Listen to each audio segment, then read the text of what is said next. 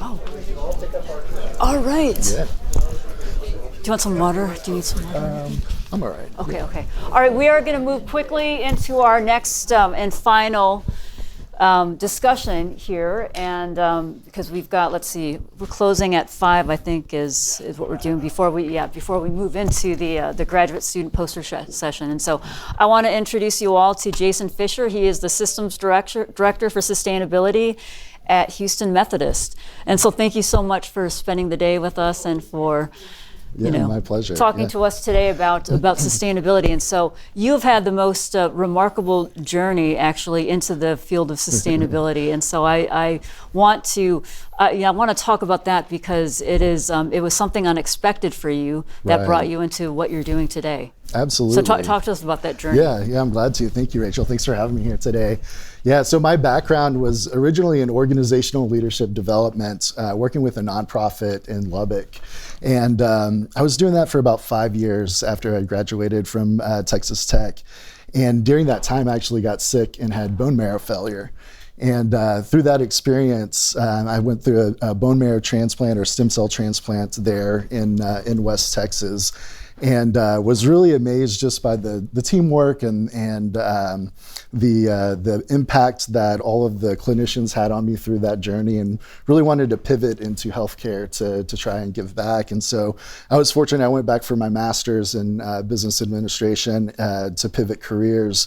And in my first class, it was Hermes Vaca, who would become my mentor and boss at UMC Hospital, had asked if I had ever thought about working in healthcare. And so I was like, well, actually, that's the reason I'm here. And so he was able to recruit me away, and I pivoted into healthcare and environmental services.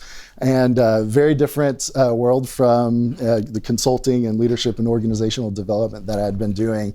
But really tried to align that with my purpose and wanting to connect some of the community experience that I had into that role in environmental services. And so once I finished my master's, I moved back to Houston, originally from here, the Houston area, and joined Houston Methodist Hospital in 2017 as environmental services director at our Woodlands location. And that was our newest location at the time. And it was what's called a just-in-time hospital. And so it was really just opening its doors in time to meet the needs of the community where they were running out of hospital beds. And it became one of the fastest growing hospitals in the history of healthcare just because of the growth of Montgomery County in that area. And so a really great experience through that. And what I found when I started in that role was that there was no plastics recycling or public-facing recycling happening at our hospital or available to us. There was a lot of cardboard recycling that was being done, and we generate a lot of cardboard through our operations, but no plastics. And so when we launched our hospital, we didn't roll out any kind of collection or recycling program. Because of that, we wanted to make sure that what we were saying that we were doing, that we're actually doing. And so some years had passed, and we really got into the global issue of recycling being denied or materials being denied from China. And so I was working with my manager on my team and said, what's something that we can do that can make an impact? Maybe it doesn't have to be in plastics, but what else can we do? And he really took it on himself to explore and find some other options, and decided to look at composting. And so there were some ups and downs, some barriers. We ran into COVID during that time. But luckily through our vendor, our partner, Stericycle, we were able to connect with Moonshot Composting in 2022. And so we launched our first commercial composting program through our kitchen food and nutrition services in the Woodlands in 2022. And we've since expanded to 5 locations across the Houston Methodist system. And through that journey, my CEO, Debbie Sukin, came to me and she said, I want to do plastic recycling. Tell me what you need, what resources you need. And so I went out there, I tried to find some partners. I talked about advanced recycling and tried to find some individuals in the industry who might be able to help with that, and really found a lot of barriers. And so I didn't want to go back empty-handed to my CEO, so I developed out a sustainability plan for our campus and really reviewed every bit of what we were doing and what we could do at our campus. And I took that back to her. And in that, I also asked, well, do you have any connections in energy industry? Would like to explore some of these up-and-coming technologies and innovations. And she really kind of took a step back. She's like, well, this is really timely. Dr. Boom is working with Ed Jones, our CEO of our research institute, and they're wanting to launch our sustainability office. And so really helped to connect me into that role to help lead and start to develop a lot of these connections. I'm glad to be doing that here today and to see how we can continue to really promote a collaboration as a service, how we can share and innovate together. And I really love the work that the Rice Sustainability is doing and being that proponent for other organizations to learn and be able to advance their own programs. So. Yeah, that's great. And so what is when you guys launched the Office of Sustainability at Methodist, did you have major priorities? Like what were your, when we last talked, you had mentioned like research streams or areas of focus. You had several of them. Yeah, absolutely. When we launched, we really focused on 3 areas. Employee engagement and industry engagement was number 1, really learning what was available, what was out there in the community, and also learning about what we had done to date and telling that story, because there's been a silent sustainability movement in healthcare, especially in our energy and facilities teams. So really understanding that and being able to aggregate that and tell the story not just to our employees, but to the community at large as well. The other pieces of that were establishing our emissions baseline. And then also there's a project that came up, an opportunity in working with Westlake Dimex to look at medical PVC recycling. And so those were the first 3 items that have really carried us through 2024. We launched our medical PVC project in September of last year, and that's ongoing. We're about to ship our first trial shipment of materials to Westlake Dimex for processing. And so that'll help us to get a little more insight into the viability. We really wanted to create a program that was economically viable. There were some pilots that were already taking place, but a lot of the manual sortation really prohibited that economic piece from making it successful. And so we think that we've found a way to move past that and to be able to automate and hopefully to be able to expand to other hospitals and other processors as well. And then with our emissions baseline, we partnered with Practice Green Health, which is a NGO focused on decarbonization of healthcare. And we utilized some of their resources to develop an initial baseline. We've since advanced to a net cloud zero through Salesforce. And so this is offering us an ability to really aggregate and automate a lot of the data pulled in for our emissions baseline. And so we've done really great on scopes 1 and 2, and we're working on our scope 3 currently to really build that out. We've categorized about 1/3 of our vendors. We have another 2/3 to go, but some really great work being done there. Yeah, with the emissions, like with the U.S. healthcare that has the largest climate impacts in all of the world. And so I know that in working with MD Anderson and talking to some other folks across the Texas Medical Center, there's a great focus on that, because it's like 71% of the emissions are from the production and the transportation, disposal of many of the things needed in healthcare, whether they're plastics or chemicals or pharmaceuticals and so forth. So I know that's a big pillar for you. And there's just so much I want to touch on here in our short conversation. But you had mentioned PVC, polyvinyl chloride. Most people know PVC as being used in building materials and construction, piping, framing, and things like that. How are they used in healthcare and where? Yeah, absolutely. It does play a big piece in our construction and building. There's the aspect, especially in our ORs, of certain materials and utilizing UVC disinfection and making sure that that material doesn't degrade over time. But some of the other items that are used are our saline bags are made from PVC, oxygen masks, oxygen cannulas, and the oxygen tubing. And that's really been the focus of the recycling program there at Houston Methodist. And PVC is unique. So there's all kinds of challenges, which we'll talk about with recycling, medical and healthcare plastics. And with PVC, it's very unique because even outside of the hospital and healthcare, it can't be commingled and mixed with any of the other plastics because if it's recycled, it creates hydrogen chloride and it corrodes the equipment and all kinds of things with that. And so that always has to be segregated out. And so is that why you've created this pilot that's dedicated to PVC itself? I mean, because those have to go to dedicated PVC recyclers. I'd like to say that was the intention. It was just happen chance, but it's really worked out well because being able to remove that PVC has been a great step in looking at our other recycling programs that we're working with Healthcare Plastic Recycling Council and Alliance to End Plastic Waste, and so that really helps to, from our sortation perspective, be able to remove a bulk of that. So optimal sorters have a better chance of catching a greater number of that contamination in the sortation facilities. And so the PVC then is so this is an ongoing pilot that you have, and so enough is aggregated so that it could be transported efficiently and effectively to maximize the load. To where is it, Ohio that it goes? Right. Yeah. For the pilot, we're looking to ship it to a Dymex facility in Ohio for the testing.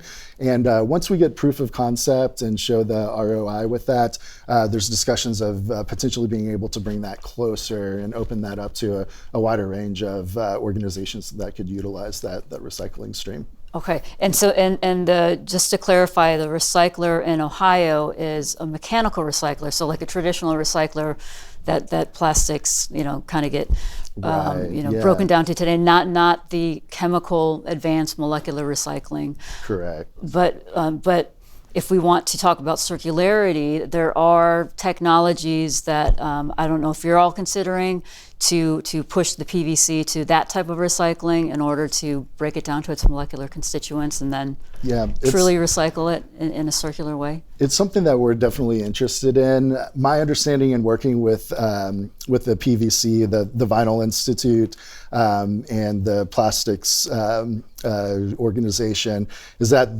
the technology isn't quite as advanced. I've learned about some of the advanced recycling in PVC that's out there. I think there's some promising opportunities, but currently just doesn't look like it's there to where we need it to be. So I think that ultimately that would be the ideal place to get to. Currently it'll go into the mechanical recycling process and be utilized to reduce virgin stock of PVC with the Westlake Group. And so I think that in looking at this process, specifically for our other recycling, we are looking at some advanced recycling opportunities and some potential partners there. And I think that in talking with them, it really supports their process of wanting to have that PVC out of the stream for their needs.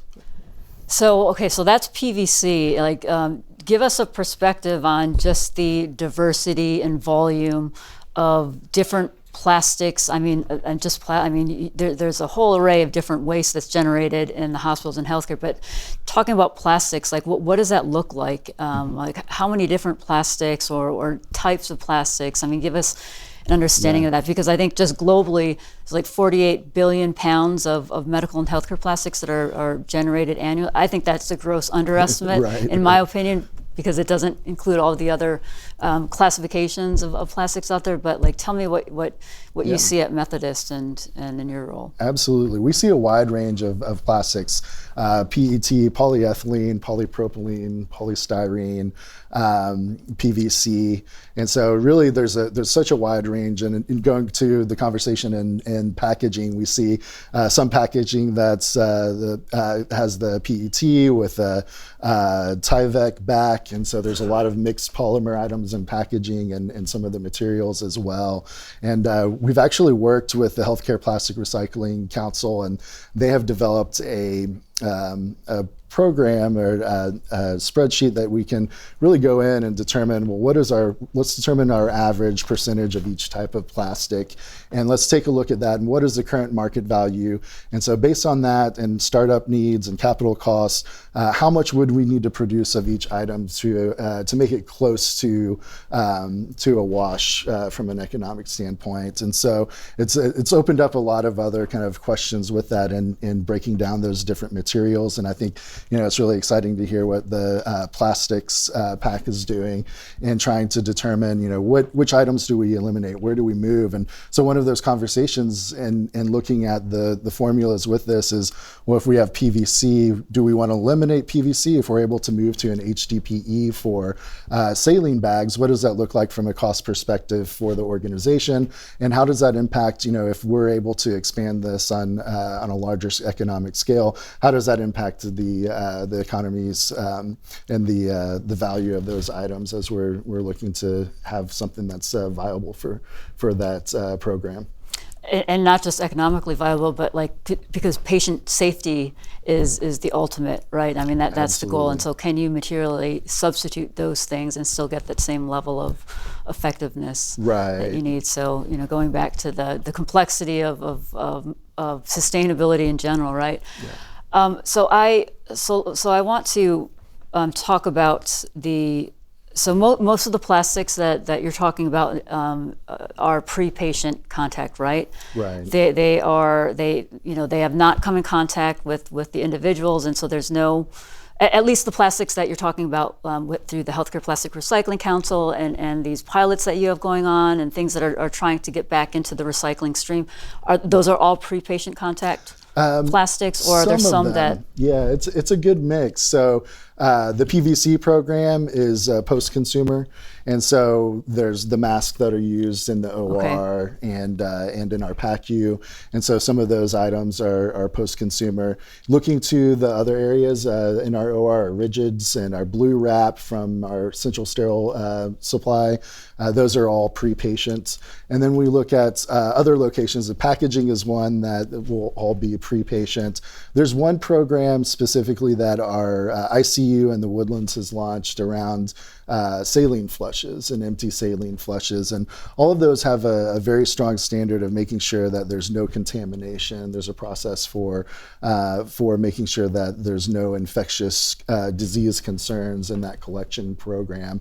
But there's a wide range, and we're still kind of exploring. There's some locations that are willing to take any post-consumer and pre-patient items for processing, especially in the chemical recycling, advanced recycling markets. And when you look at mechanical recycling, there's really a hesitancy in taking a lot of that materials, even if it's not post-consumer, but it's pre-patient. The fact that it's coming from one of the medical units, there's concern about contamination. So I think we have a lot of work cut out for us in educating the industry on what it looks like behind the lines and behind the scenes in hospital, and what we're saying is infectious versus hazardous versus regulated, and really helping to get them comfortable with accepting those materials that we're able to aggregate.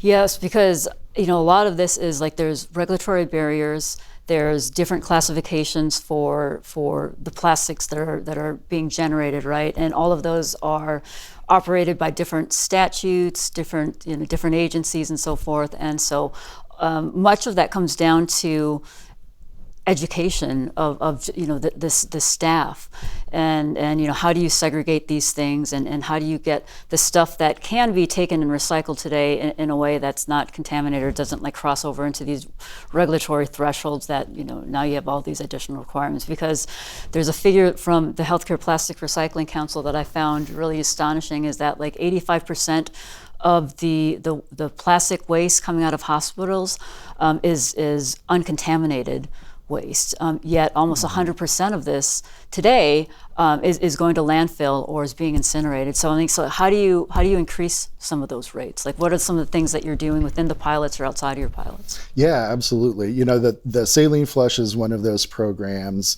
The PVC is another program. We're really looking at across the board of, well, what is our highest used items that have a potential for recyclability? And so when we look at the saline flushes, we use 7 million a year. There's a potential for over 300,000 pounds of saline flushes annually. When we look at gloves, it's 1.2 million pairs of gloves used annually, and that's over 850,000 pounds of glove use. And so we're really targeting those specific items and really wanting to start small. And so like with the saline flush program, we have great champions there in our ICU, have worked through some barriers and looking at how they can collect and really helping to develop out a blueprint for that specific item. And what we hope to do is once we can kind of nail down that one specific item, we want to look at what's the next item, what's the next highest use item that we can then introduce and kind of pivot that program to expand. There's a lot of change management and education that's going to be necessary. A lot of that is really just an education on what we're doing today, what the barriers are. We actually kicked off our Earth Week celebration Monday with education for our system on what we're doing and breaking it down into those different pilots and then the different streams and talking about how we can expand and really trying to recruit those advocates, because the nurses and physicians are our biggest advocates. They see it day to day, the number of single-use devices that we go through, and it really impacts them. They really want to make a difference. And so it's really just about building that capacity for them and the organization to be able to have that pathway forward to be successful.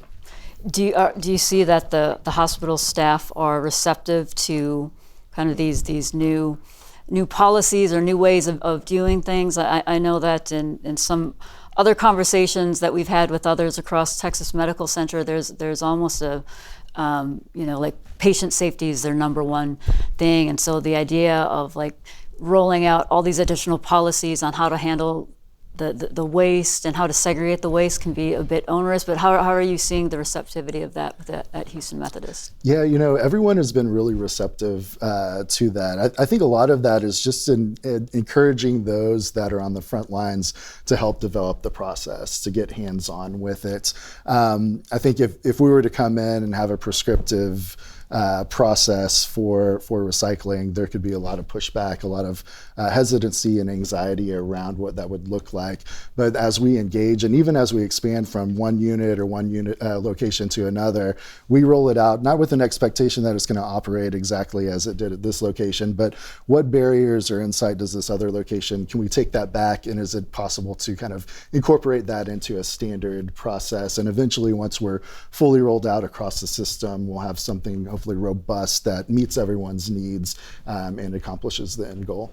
So what is the biggest system challenge right now? I mean, because it seems like it would take a lot to scale something like that and to get the volume that you would need in order to make some of these programs viable. Right, absolutely.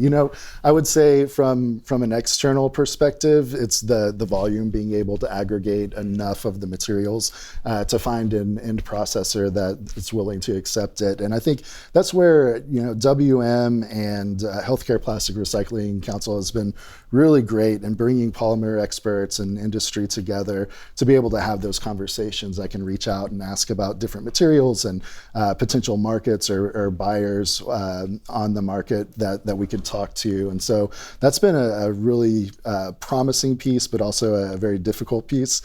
So I'm very optimistic that we'll find some opportunities for those waste streams. But ultimately, I would say internally, it's really just the capacity and being able, such a small team, being able to support the groups, especially when you look from the operations side. Their focus is patient safety first, safety, quality, service, and innovation. And so, when we're coming in, we really want to be conscious of the amount of stress that they have on a day-to-day basis in their work, and also really understand that they may not have the capacity to work a project. And so how do we come in and partner with them to kind of alleviate that? At the same time, then it challenges us to just really dive in and determine how are we prioritizing which projects we're pushing forward. And I think with any innovation, the good thing and the bad thing, there's so much opportunity and so many potential projects and individuals wanting to pursue projects. And so a lot of it is just, making sure that you're constantly revisiting and pushing that forward.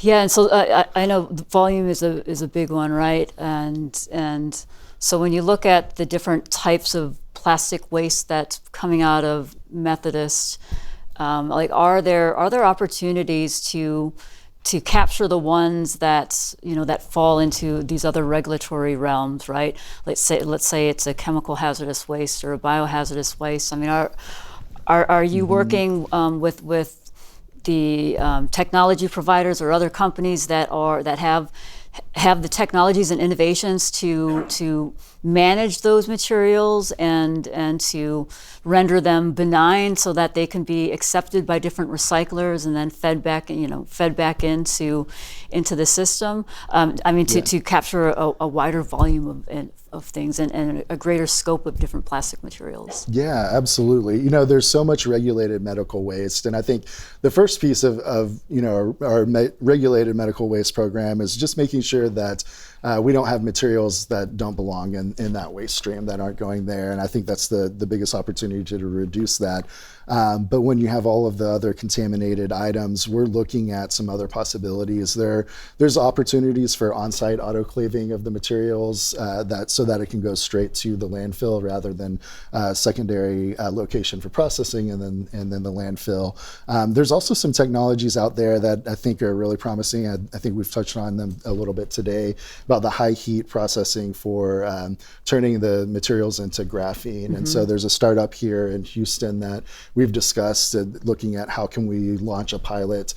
We've brought in the VA, DeBakey VA, for conversations to see how we can make that feasible and if we can launch a pilot to see what barriers or what regulatory barriers we might run into in that program.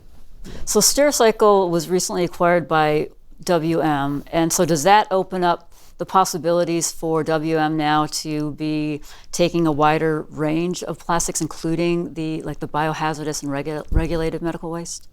It's I think Stericycle will always be a core piece of their business, but it's interesting the conversations that are happening and to the growth of sustainability, especially with the dedication. I was talking to my colleague earlier about the sustainability resources at WM are really strong, and so it's exciting to see what they bring to the table and explore in regards to those regulated materials.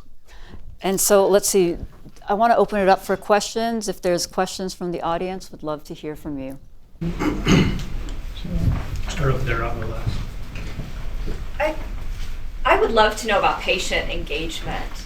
And I mention this because I feel like, especially volunteering at Texas Children's, the kids don't really have a lot of opportunity to say no or dictate what happens. And I could absolutely see a kid or my 93-year-old grandmother saying, put this here, put that there, right? Yeah. I'm curious, if you've piloted something. We haven't. We haven't gotten into the direct patient engagement with that. We're really focused on the patient safety aspect.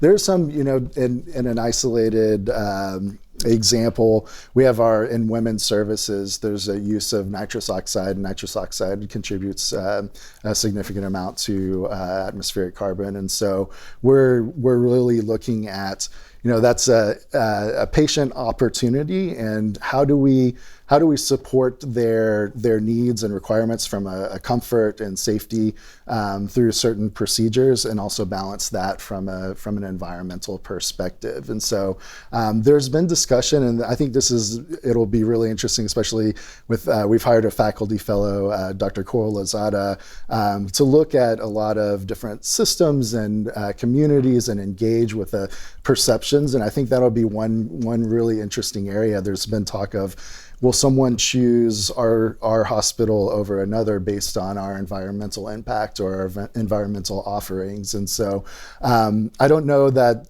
older generations may not be interested in that, especially if it's an emergent procedure. I don't think there's any concern about, being able to get in and be taken care of. But when you look especially into elective surgeries, how that might play into choice from our patients in the community. Has there been any assessment of moving away from all the single-use devices and appliances and such back to the, clean, sterilized, reuse model? Yeah, there's a lot of conversation about that. It was so long ago that there's so many that have retired that were used to those processes and sterilization and reuse. But you look at other countries that still have those in process. And so what was old is now new again. And so I think there's a lot of organizations that are looking at those processes and seeing what we bring back and how do we balance that from an ROI perspective and a patient safety perspective. But there's a lot of other things that have been going on, from reusable devices. So we partner with Medline Industries, who has their renewal program. Stryker has their sustainability program. And so they collect a lot of the devices and materials and are able to reprocess and test every single item and sell those back to the hospitals for reuse. And so I think there's a lot of opportunity to expand the scope of those. And so those are some of the things that we're exploring. For example, steel speculums have been looked to move to acrylic, and trying to compare the carbon impact from both of those, and really trying to find an avenue if we can get a partner in Medline or another reprocessing organization to be able to support that collection and reuse. Hey, Jason. Hey. All right, so earlier we heard the term, I think it was from Carrie, about state of the shelf. So with waste, when we look at waste is pervasive in everything. So when you are looking at waste and your peers in your space, are you looking at purchasing? So not only reprocessing the materials that can be reprocessed, but we heard about lithium-ion batteries and the design of materials where you've got hazardous components that are integrated into plastics that can't be easily removed for disposal. So how do you and other healthcare organizations interface with manufacturers and suppliers to push towards the investments that would be necessary to have more sustainable outcomes at disposal? Yeah, no, that's a really great question. Yeah, I think that's a great thing, and the partnership with Healthcare Plastic Recycling Council is they have a lot of representatives from industry, and both on the manufacturing and feedstock and vendor side. And so with that, you have a lot of key players that work with ASTM and the packaging design and policies there. And so there's been some conversations. They hear it and they're working towards it. But I think it's a longer process, a much more difficult process. But I'm glad to hear that they're working towards that. They understand it. And I think there's going to be a continuing engagement with both of those groups to be able to get to a direction where it makes it more sustainable. Yeah. How's it going? What impacts have you seen with microplastics, specifically within the healthcare and in all the policies and the changes that you're making? Yeah. I wish I had Dr. Lozada here. She's really leading up a lot of research in our microplastics, among many other things. But when you look at the recent report that 6 grams of microplastics on average in their brain. I think the majority of that was PET, and that's not including your liver, your intestines. There's so much other potential contamination. So that's something it's on our radar. We want to know from our perspective, how is trying to determine a model of what plastics we're using and how is that potentially leaking into the environment? How is it impacting coastal fishing and coastal ecosystems, and how does that in turn impact the burden of disease in our communities, and how can we aggregate that from an economic standpoint and determine, based on the microplastic aggregation in humans in Houston, how is that burdening the health system? And if we're able to reduce that, are we able to reduce the burden? And when you look at healthcare in Houston specifically, Houston is growing so quickly that we can't just keep building hospital after hospital. And a lot of what we're doing is really a focus on that preventative medicine. There's a real big push to focus more on preventative aspects, and the environment is a big piece of that. So I think it's something that's going to be more and more focused. I know it's difficult to kind of aggregate from a research perspective. The requirements for determining the number of microplastics in organs is very difficult, but it's one that we're interested, especially in Houston. How does Houston potentially fare differently than other regions, given the industry in the area? And I'll add to that too. If anybody's interested in microplastics, the National Academy of Sciences, I'm a member of one of the committees on plastics there, and we put together a whole series of webinars all on microplastics from a life cycle perspective, and we talk about it from the very beginning, the testing, analysis, sampling, all of that, classification, reporting of it. And right now there's no standardization for that, so it makes it really difficult to compare studies across studies, and even to really understand from a baseline what this means, all these studies that are out there, what that means. And so I encourage any of you to watch the webinars. We have one last webinar that's scheduled for next month. Yes, thank you for your presentation. Very enlightening. Listening to people talk about startups, they're always talking about scaling up, that sort of thing. Well, you're part of the Texas Medical Center, which is the biggest of its type anywhere. So how much of the lessons you're learning do you think will be able to scale down, because there's clinics all over the world, and wide adoptability is going to be key to working on this part of our issues? Thank you. Absolutely. Hopefully I can answer this in a well-rounded way. I think there's still a lot of lessons to learn of what is feasible. When the White House asked for healthcare to sign on to the pledge for net 50 by 2030 and net zero by 2050, we really paused on that and said, well, let's not commit to something until we have some better measurements and have a better idea of what's achievable. But when you look at this, there's a lot of lessons to be learned, but I think the biggest opportunity is really in the hospital centers, and especially the med center, just given the size of the location. When you get into smaller clinics, that's going to be logistically a lot more difficult to achieve. Some of the things that might be possible with that is from backhauling materials. That's one of the processes that we're looking at from our warehouse for certain recyclable items. But not every organization is as fortunate to have a warehouse where they can do that. So we might look to engage in partners with like Medline Industries or others that might be able to support a process with that. But I think, from the medical center, that's one of the hopes that we have, is when we look at the volumes that we're aggregating, and it's still not enough for what the end markets want. That's where we hope to really advance and partner with UTMB and all of our cohorts in the medical center to bring them along in the journey. We really want to develop a blueprint and something that not just works for our haulers and our choice end markets, but really have an understanding of what's feasible across Houston to be able to offer those organizations a pathway forward, so we can work together to really aggregate that to make it feasible. And I think, Ken, did you have a question? I answered, so. It did, okay. Any other final questions before we wrap up here?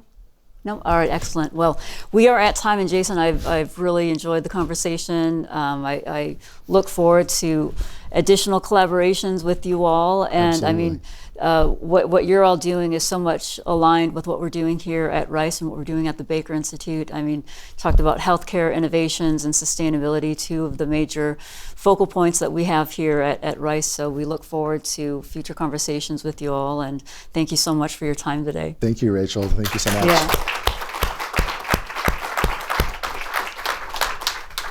Thank you so much.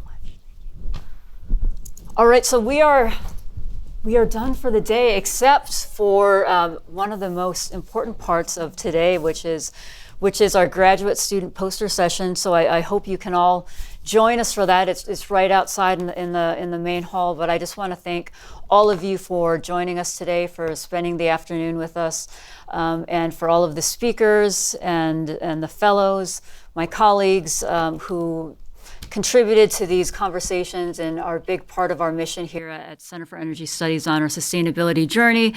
And so what we've heard today is just the very complex nature of sustainability. There's always going to be trade-offs, right? It's not about eliminating the impacts. It's really about balancing and managing the benefits and burdens of progress, ensuring that that they're shared rather than shifted, recognizing that we're always going to have trade-offs, and so that's a big part of this. But we also learned about the importance of designing markets that reward sustainability and looking at the big picture.